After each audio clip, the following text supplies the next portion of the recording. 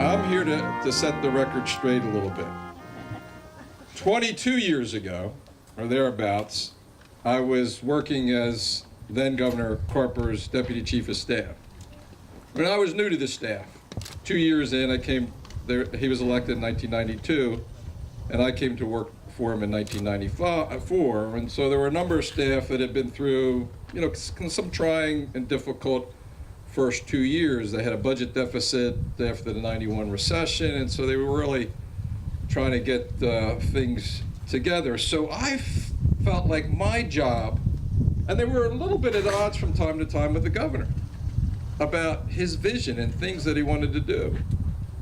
So I felt like my job was basically to kind of measure where the governor wanted to go, what his vision was, and to agree with him. Right? Job security, agree with the boss. So I'll never forget, had a meeting at the end of the day. Mike here, myself, Mike was working for the Economic Development Office at the time, later became one of the movers and shakers here in the Riverfront Development Corporation, met with Governor Carper, and the governor presented us with the plan for the rivers. He mentioned it, that was presented to him by former Governor Peterson, former President of the University of Delaware, Trabant. Mayor Sills, who's joined us, was in office at the time. And he said to us, here are the things that I'd like to do. And on the list was the Kalmar Nyckel. So what he just said, that he always thought the Kalmar Nyckel was not a good idea, somewhere along the line, somebody convinced him that this was a good idea. Governor Peterson. Governor Peterson, no doubt, no doubt. Set the record straight, I was always a little bit skeptical of the Kalmar Nyckel thing, right? Seriously. I figured if we looked at the riverfront vision, maybe we could do what's become the Chase Center. We already had the ballpark. Maybe we could do the riverfront walk. Maybe we could clean up the park that's now really the centerpiece behind the train station and really make this place look really good. But who would have thought, seriously, who would have thought that all that has come to life on this riverfront would ever occur, including the Kalmar Nyckel? Who would have thought we'd have 1,100 people or thereabouts living on the river?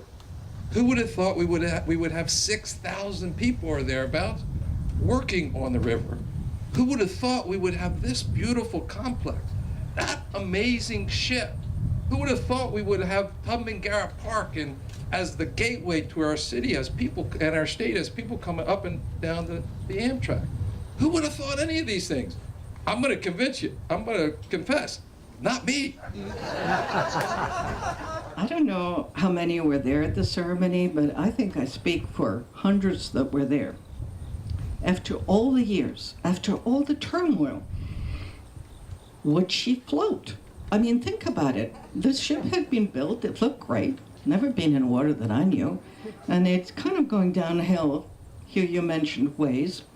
It's going down, down, down, and I thought, oh my God, what if it sinks? I mean, how do I know that it's going to float?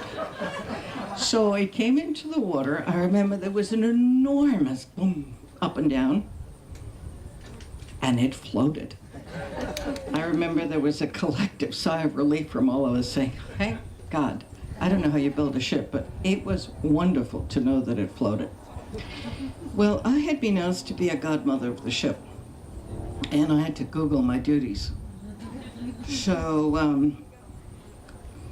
I have two things I need to do. One is to look after the morals of the crew. So I'm very happy that most of the crew is female, and I know they're very much more moral than probably the male crew around. But I have, no, you're saying, huh? So I'm supposed to be in charge of that. And my second charge is the weather. I am officially in charge of the weather. So Martha, you remember that it was not the best of days back then. Well, I wasn't in charge of the weather then, but I am now. Do you realize how gorgeous it is, particularly you stewing in the sun? But it was supposed to rain today. I make this happen. I make it stop. Today we are celebrating the ship's 20th birthday. So we have all kinds of festivities going on. We have a huge birthday cake, appropriate for a big ship, and lots of people. And we're just really happy to be here. We've been telling stories about when the ship was launched and remembering the process of making a tall ship like this come alive.